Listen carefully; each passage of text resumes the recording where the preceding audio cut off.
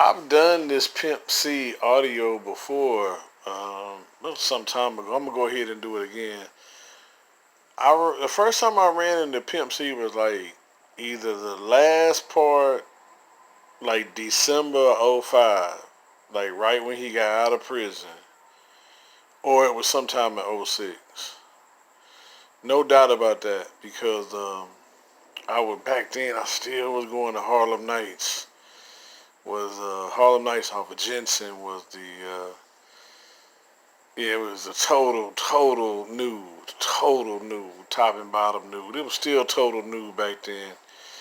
Um, and I remember it was 2 o'clock, 2:10, 2:15. So the after hours at Harlem Nights was in the bathroom. You gotta get to the bathroom attendant.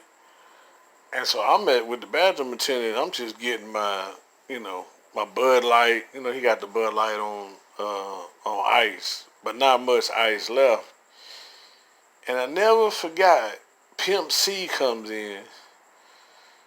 You know, right there at the entryway of the bathroom, and he got this big old Heineken. You remember how the bathroom attendant would always keep like 2 Heinekens for sale for some reason? I'm talking about the big one, the big 32-ounce can of Heineken or whatever it is. And Pimp C had it, and I looked at him like it's Pimp C, but you know at Harlem Nights you can't get starstruck at Harlem Nights back then. You know it was just like against the code. You know what I'm saying? Like you gotta play it like everybody. So when I saw Pimp C, I wasn't even saying it. I was just watching what he was, what it was he was doing. So he came in the bathroom and he told the attendant, he said, "Hey, this beer is hot." And the bathroom attendant, I guess, didn't know who he was or whatever. But the bathroom attendant, he said, "So." That's what he said. He said, "So." And and Pimp C said, "No, what I'm saying is the beer hot. Man, I can't drink the beer hot. I mean, where's the one on ice?" And the bathroom attendant, he said, "Man, it's after hours.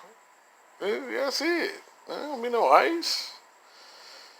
And I'll never forget, Pimp C opened it and he threw it all through that bathroom and left.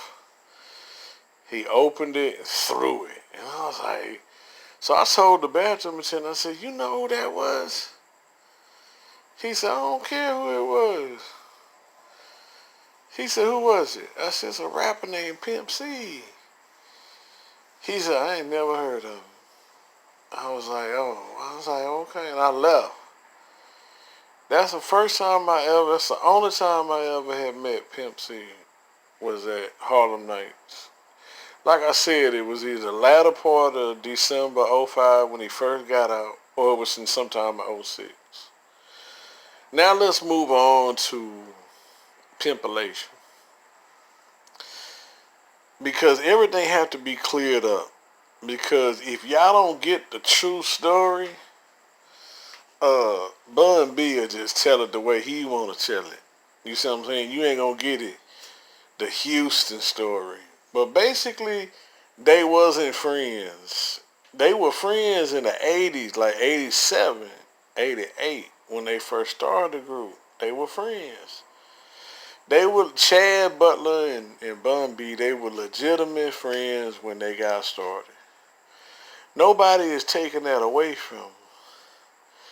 But it was different worlds from 1987 to 2000, 2001, 2002, you know. And both of them personally had grown in different directions. And their lives had went in different directions. They weren't enemies, but they just weren't friends anymore like they were back in 1987 when they started the group. You see what I'm saying? Okay. So it's not good for you to think that, oh yeah, they were friends. No. You didn't never see them two together. Especially once he got out. Once Pimp C got out in December '05, I promise you, you did not see those two together. You didn't see them together for '06. he had already released his Pimp C had released Pimpalation. He was out doing shows. He was out doing solo shows off of his own album. You see what I'm saying? And now you know when he went to do his solo shows, he the one getting all the money for the show. He not going as UGK. He going as Pimp C. Now you and I both know he doing track performances. He ain't using no live band. He going up in these clubs in West Hollywood, Philadelphia. He doing track performance. For those that's not familiar with the music business, basically they running the track. They playing the track for all the music, and then he got the microphone. He don't have to have he ain't got no live band. He ain't using live instruments. So there were a few UGK songs he went ahead and performed, because he doing track performance anyways. You know how it be when it be two people on a song, but then one person can go ahead and just do their part and everybody happy? So it didn't take Pimp C long to realize, like, hey, I'm out here doing my own shows, keeping all my own money. Bun B is doing whatever shows he doing, he keeping all his own money. So as far as collectively really, needing to group themselves back together, that really didn't happen. Now, where the story gets a little bit faded is when you start getting into August of '07. Sometime around August '07, they decided to basically release a UGK album. But Pimp C wasn't all the way, in it. I don't want y'all to think he was all the way down into it, because remember, he had his own 2 single albums that he was pushing.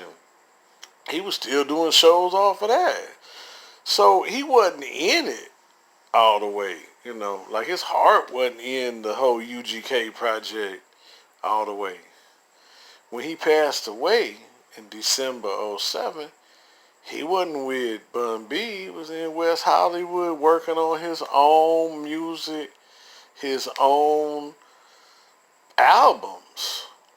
It wasn't a UGK project. It really hadn't been UGK in a long time. But anyways, I'm going to end with this, because some of y'all don't know why he violated probation. And they don't tell you too much in all these different YouTube videos. Chad Butler, or Pimp C, it was a lady that worked at Sharpstown Mall. And she was all the way fine with it. But she also had her own man, She was involved, with somebody. And it didn't really, he still was trying to, talk up on her.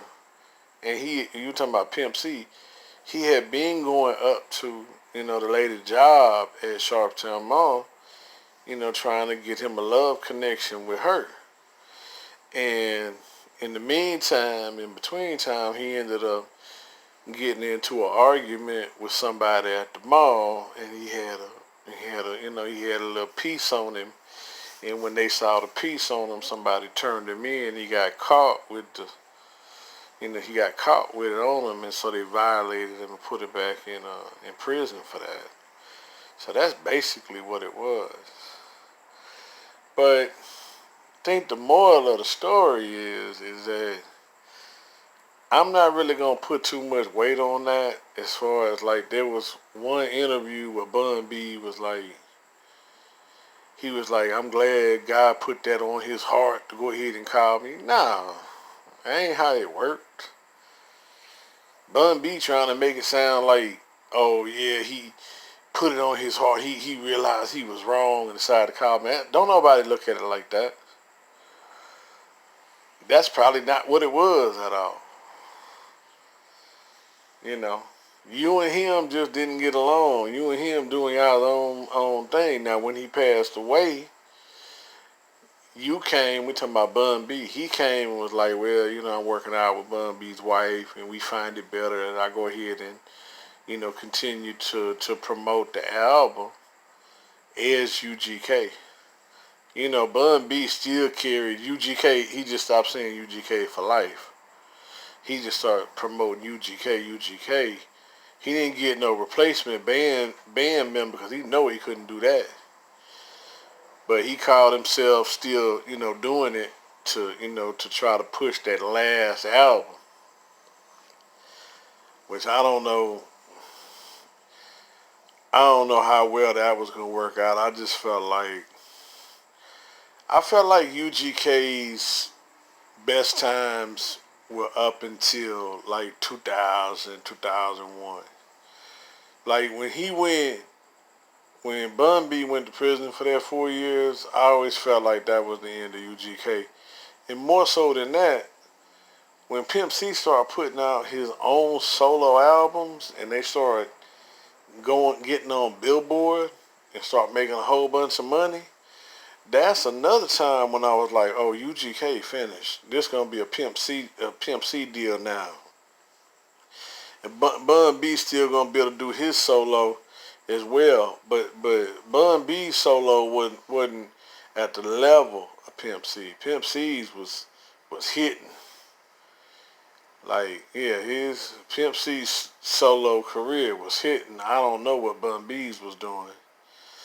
But anyways, Real Mike Wilson, I just gave y'all, 11 minutes and 45 minutes just straight knowledge. Giving it to you the way it is.